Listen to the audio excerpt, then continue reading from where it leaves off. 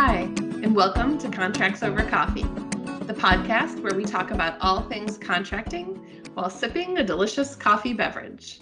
I'm your host, Ann Baker, Senior Director of Partner Marketing at Icertis. And with me today is Teju Deshpande, founder and CEO of Oya Solutions.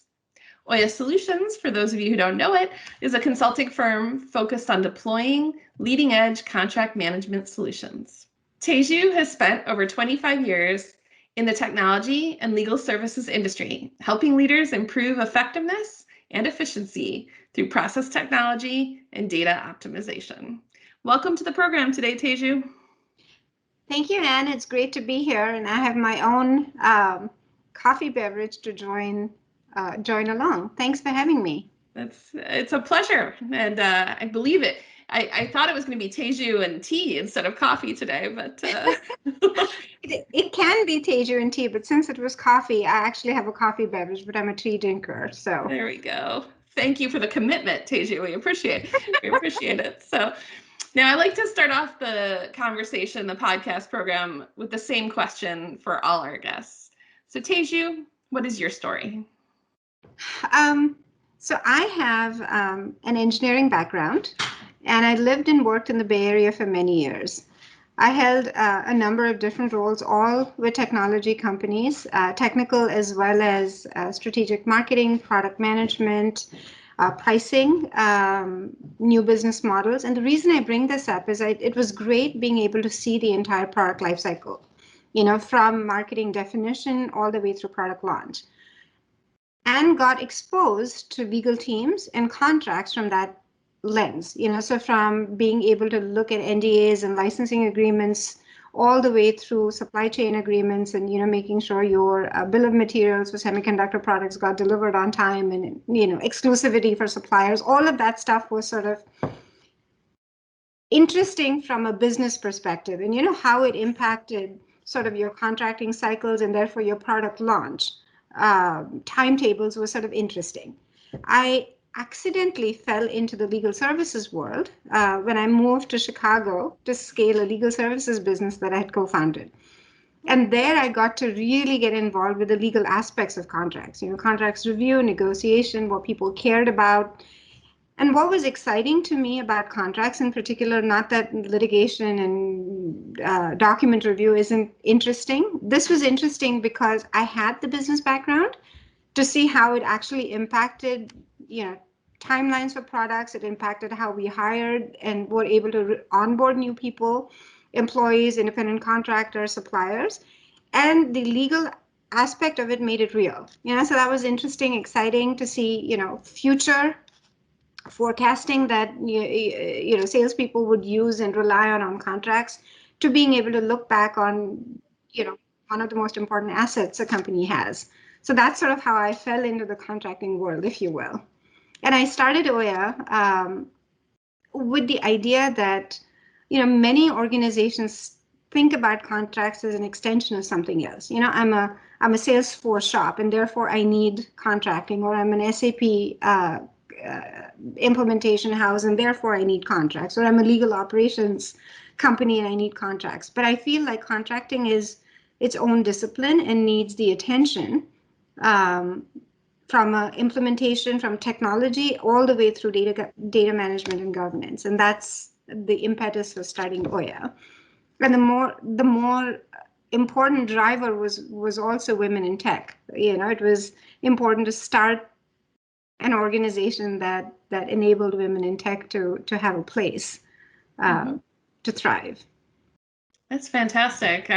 I know as someone, I also have an engineering background, and it's interesting how you can start in that area, which gives you a great baseline for technology. And then, as your career evolves, get exposed to different categories like legal tech, where you can go deeper. And contracts, I know for me, is relatively new, just since joining Icertis, but it's an interesting area because once you get into it, you just see, how it touches every area of the business, and just how much influence contracts have over risk, over the actual functioning of an organization. So it's one of those areas that you don't think about a lot, but once you're in it and you see the influence it has, it can be very fascinating to kind of go deeper on. So That's great to hear. Now, since we're here talking about contracting today, so our next question is, what do you think is the biggest challenge with contracting? In some ways, it actually depends on who you ask. And so there are data challenges. Even today in 2021, we hear from a number of customers that they don't have a centralized repository. They cannot find their contracts. You would think that we would have solved that problem, but we haven't. Mm-hmm. There are process challenges. There's still manual email-based processes. Things take too long. Contracting cycles haven't really shrunk in spite of automation and tech tools that are available. There are also challenges due to increasing complexity, and globalization, right, which leads to regulatory concerns people have in, managing risk differently. And I think the pandemic proved, that suddenly going from an all office environment to a virtual work from home presented its own set of contracting challenges for companies. And people can, things can change on a dime. But these have been sort of common challenges, at least for the last 10, 15 years, right? And I think the overarching issue that I feel is one of governance and continuous optimization.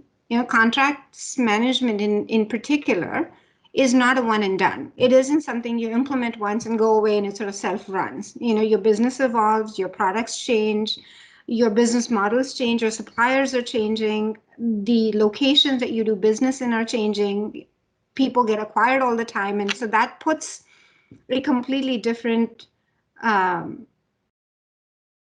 complexity into an already functioning process. So it's not that people don't have legal tech. It's not that people don't have optimized templates. But if you suddenly are an acquired company, now you're repapering all your documents, right? I mean, there is that fresh stuff that happens all the time. And so one of the continuing challenges, I think, is of strong governance for contracting in particular. And I think back, and the reason I bring up my technology background is back in the day, when data security and data privacy became a bigger thing for people had a CISO or a chief information officer role. There is no centralized sort of role or function that says contracts something. A head of contracts doesn't exist in an organization. So it's siloed, different people do different things. So it's part of revenue ops or it's part of legal ops. It's part of different functions, but it doesn't have its own entity. And I think that maybe what I see as a way, path forward that I'm, beginning to see as a way to address some of these challenges.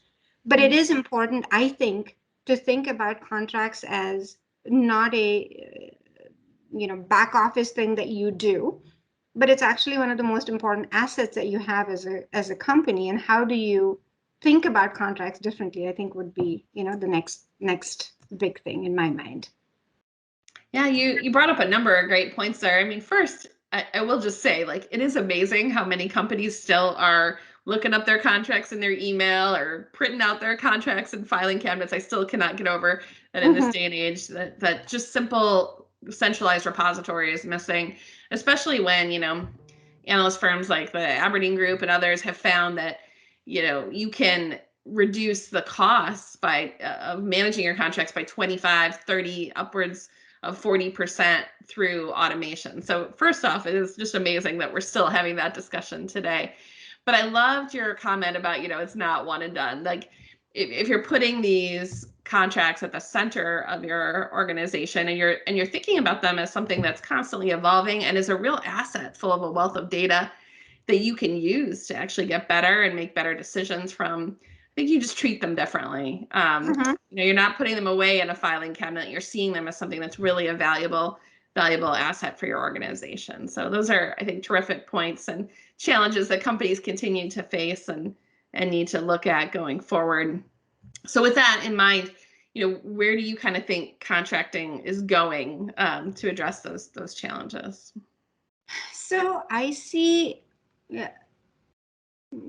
three what I call big trends. One is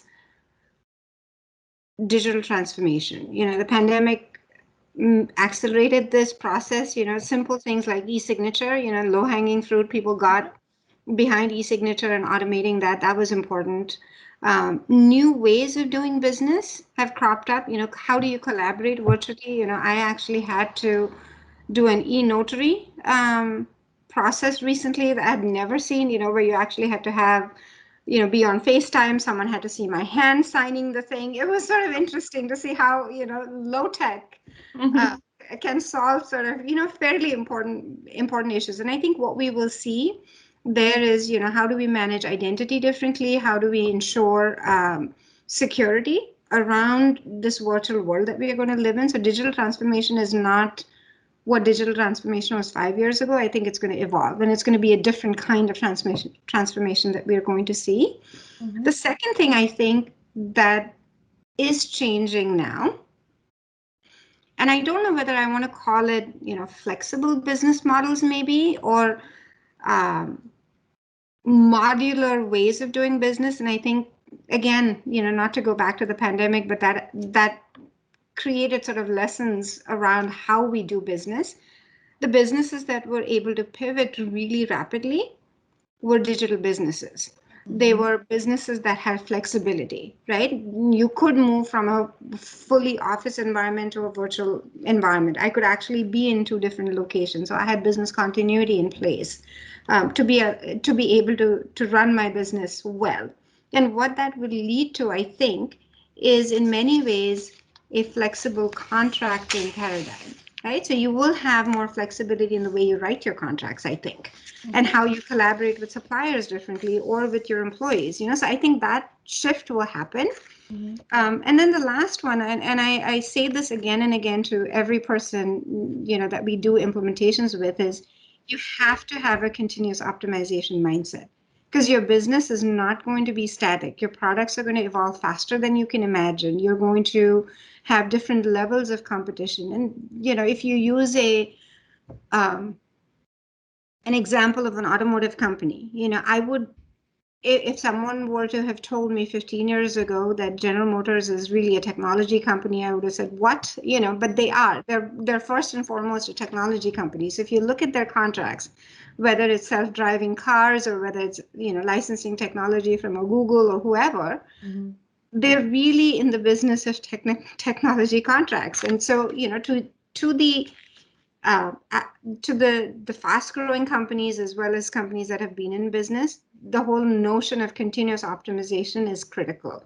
And so there are many, of course, who've been on your podcast and out in the world who speak about blockchain and AI and advanced analytics, and that will be the next CLM tech. But Mhm. in order to have blockchain and AI work well, it has to be underpinned with these, what I would call, big broad constructs that Mhm. will allow CLM tech to evolve. So if you think about Icertis, for example, one of the interesting things about Icertis is the platform is modular. So you can add and bolt on, you can add on a supplier module if you want, you can add an AI module if you want, right? So it is modular. You're already thinking Mhm. 5 years ahead of where the rest of the world will follow. And that's sort of what I think about when I think about continuous optimization and flexible modular. Yeah. I love those three that you hit on, because I will say this. We have a lot of guests on this show. They always go to AI, and AI is super powerful right now in contracting in general. But I love that you really are focusing on the reality of the situation, which is, you need to be flexible. You need to give people those options as they're moving into this new realm of, digital working, and give them the contracting experience that fits with the work experience that they're being accustomed to now. And it is sort of ever growing and ever changing, and making sure that your technology and products are flexible enough that they can change with the company is really critical. So I love that you picked those as kind of where contracting is going right now, because COVID has definitely really shown a light on those areas in particular. And I think that's why, our company saw growth, and I'm sure, implementation around contract management is seeing a lot of growth right now, um, because you need great technology to help support you, but you also need the processes in Mhm. place to make sure that your company can leverage that technology correctly going forward. So. Excellent points. And with that, it kind of brings me to my next question, which is, what is one contracting tip that you wish every person knew?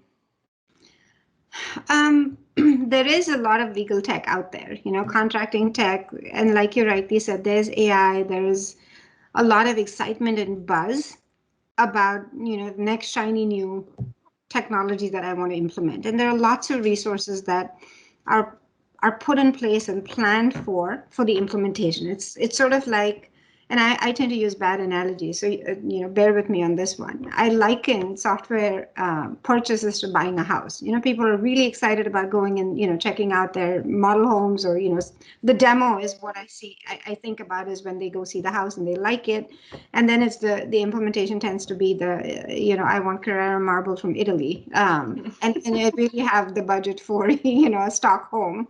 Problem ends up happening in implementations, but that's sort of the big focus. What people really don't pay attention to in terms of resourcing still is, how do I get ready? And I can allude to this in the house analogy, right? When we moved from the Bay Area to Chicago, at the time I was moving, we were a fast growing company. I was in India 6 times a year. My children were trying to get to, the right school. We moved literally with very little readiness. And by the time we got our boxes unpacked, we realized we had a garbage bag, or garbage can full of garbage, still packed really nicely in bubble wrap, that we open 5 years later. So lack of readiness, we actually paid for our, thank goodness it was paper garbage, but we still had that wrapped, right? And the reason I say this is, if you really don't take the time to be ready, you take in processes that you've used that you really don't want, that get codified into sort of your new tech. You have data and contracts that are 10 years old that you're never going to open, that come along as part of your legacy loads, and you have elements that you're never going to track again that show up, right? And so if you want a new house, you should be prepared for readiness. Now the next thing that I would say, which people are actually really good about now getting ready and the whole preparedness, but where things drop off is after the big bang. Implementation go live seems to be the event, and then the people who had sponsored the event get promoted, have other jobs, move on. 6 months later, there's no real governance around adoption. Like, who in the company is responsible for adoption success? It either falls on legal operations, it falls on sales ops, maybe IT, and somehow that momentum that you've built sort of wanes. So if I were to give people a contracting tip again, it comes back to my continuous optimization. Who's responsible for that? Who is responsible for the care and feeding of a very, very important investment you've made? And it's not the licensing, and it's not even implementation costs. It's the change management aspect, right? It's not that people are resistant to change. They have application fatigue. And on any given day, you're dealing with 30, 40 different applications, either from the outside world or within your own enterprise. And so help them make it easy to use the tech that is so valuable is the contracting tip I would say. It's such an important point, both like in the idea that this is an opportunity to get your processes right and really think about, should I be doing something differently? But also, don't just make that launch event the event and walk away. No, this is sort of an ongoing process that requires nurturing and love to continue to see the benefits out of it and really realize the benefits across your organization. Because when we see companies really make the investment and make the commitment, and bring on, thought leaders who can give them some new perspective and ideas on the best ways to do these things, like Oya Solutions, that is where, we see the real benefits and real ROI come from these implementations. So I love that tip. And then kind of last contracting question before we head over to maybe a little more personal questions, but what do you think people would be surprised to know about contracting? So contracting is such a big and broad area that I'll limit my focus to, tech. And this is where implementations and AI and data actually are critical. I still am surprised to hear that I cannot find my contracts. Like we should not have this problem in 2021, I think. I still think data management continues to be a problem. And it isn't because people don't spend an inordinate amount of time. They look at new technologies, they look at AI tools, and there are now, I think, about 18 or 19 different AI tools and a number of AI-enabled platforms like Icertis, right, that are providing AI solutions. But there's a lot of sort of um, expectation from AI that somehow it's a one-button magical answer to our data problems. And I think part of the reason why I continue to harp on governance and data governance being a key thing is you will always need to normalize data. You'll always need to standardize data across the enterprise because it isn't about sales ops needing something, legal operations needing something, or procurement. You need to sort of have a unified view across the enterprise about what risk means. Mm-hmm. And what your key or core metadata or attributes mean for the entire company, and then continue to normalize as you acquire more businesses or you divest or you add new products and services. Are you looking at that sort of normalized, standardized, data model? I think is critical. And then whichever AI-enabled tool you use will have that normal set to actually learn against. Because right now, if I have, if I look at AI, for example, right, there are a lot of folks who will say, I need to find exclusivity or termination provisions. And how you code termination provisions will require 18 different data points depending on the kind of contracts. And that's where I feel it shouldn't be surprising, but it is. Data continues and analytics continue to be an ongoing challenge. There's implementations, there's process automation, all of that exists. And again, if I liken it to my house analogy, you might buy a shiny new house. From a process standpoint, you'll figure out that I need to go to my new grocery store, right? You'll autopilot to your old way of working for a little while, but you'll figure out a new way of being. Mm-hmm. But you lose your mind if you cannot find stuff. And that happens if you don't have a method to the madness. And that's where I think data governance comes in. Yeah, data is just becoming an increasingly important topic. And contracts are just, chock full of great data. But are you able to pull it correctly? Are you able to really get the most out of it so that it's useful to you? And it is an ongoing process. You're absolutely right. And as you start to, make initial ground and just establishing those baselines, that's where you can really start fine-tuning your models and really getting some deeper insights into your contracts that can be helpful. So that's a great surprise. Now, shifting gears a little, we talked about what people would be surprised to know about contracting, but what would people be surprised to know about you, Teju? I love road trips. I absolutely love road trips. There's something about a non-rigid itinerary. Mm-hmm. I don't have to get on a flight at a certain time. I don't have to plan other than, get in the car and drive. Mm-hmm. is very freeing. And my childhood,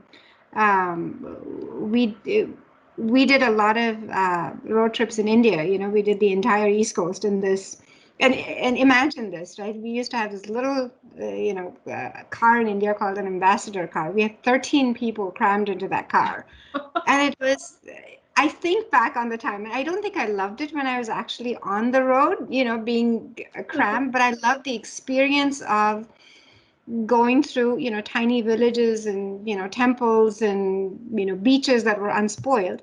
Mm-hmm. And I find the same thing here, in the U.S. and both my husband and I, I've been to 47 of the 50 states. Wow. We're trying to find a way to get to Oklahoma and take our kids along. But that's sort of one of the middle states that we're stuck with, trying to go to. But it's exciting. And the reason I like it is, not only is it wonderful to see different landscapes, mm-hmm. but you see different professions. You see how people make a living, and you see industries that you think about. When I think about contracting, right, I see all of these sort of brick and mortar industries, and you actually see people who work at these places and what their lives are like. And it provides a human perspective to things Mhm. that are data driven and abstract. But I just, anyway, that's a little. A little bit. I love to travel too. And road trips we're actually going on one here in the next week to Bend, Oregon. But it's interesting. I just love like the new adventure, kind of seeing new things. Like we're not a family that goes on the same vacation again because it is sort of gaining that new perspective and gaining new, just discovering new things, and that is exciting. So that completely resonates with me, and I agree with you that is sort of one of the great joys of life is getting out there and traveling. Even with COVID, like road trips right now, especially good way to kind of get out and get out of your house a little bit and see more. So that's a great one. And so final question, Teju, what inspires you? Kind of what gets you up in the morning? Um, I've talked a lot about, diversity and inclusion and, women in tech, and that absolutely inspires me to continue doing what I do for Oya. Mm-hmm. But having, been through the last year, that we have had, it's been an intensely reflective year in many ways. And I think about, what really inspires me now is the human spirit and the resilience of humans in general, right? This pandemic, once in a lifetime event, for all of us, unspeakable tragedy of lives lost and families torn apart. But as humans, we persevered, we innovated. The vaccine rollout was the fastest, I think, of all the, infectious diseases so far. Mm-hmm. And we learned and adapted to a new way of being. And I look at, teenagers who, flipped on a dime and, were okay with virtual graduations and not being in college. And, as humans, I think that the resilience of who we are and the human spirit is what inspires me to say, we can adapt, we can change, we can pivot, Mm-hmm. and we'll come out ahead. And, I think, to borrow a phrase that many have said, my hope for all of us is not to go back to normal, but go back to better, a kinder, more inclusive, better, whatever that is for all of us. That's fantastic. Yeah, going back to better. I know last year during the height of kind of the COVID situation, you did a wonderful webinar with us on navigating market turbulence during this time. I mean, and it's really looking at how do we overcome, right? How do we take these challenges and not get blocked by them and stalled by them, but find ways to overcome and climb over and plow through them. So I love that idea of doing better. And so thank you, Teju, for joining the webinar today. I will say, we'll point out to everyone to go visit oyasolutions.com to learn more about Teju and her company that she started. We'll also put some assets here in the blog for people to download and learn more about our past webinars and joint marketing activities that we've done, and some checklists and things that we can use to continue to improve our CLM processes going forward. So that kind of brings us to the end of the program, but thank you again, Teju. It was a pleasure having you on board. No, thank you. It was great chatting, Anne, as always. And again, happy to share my readiness and adoption checklist for the audience that might be interested. Happy to share that. But thank you again for having me. Great. Thank you.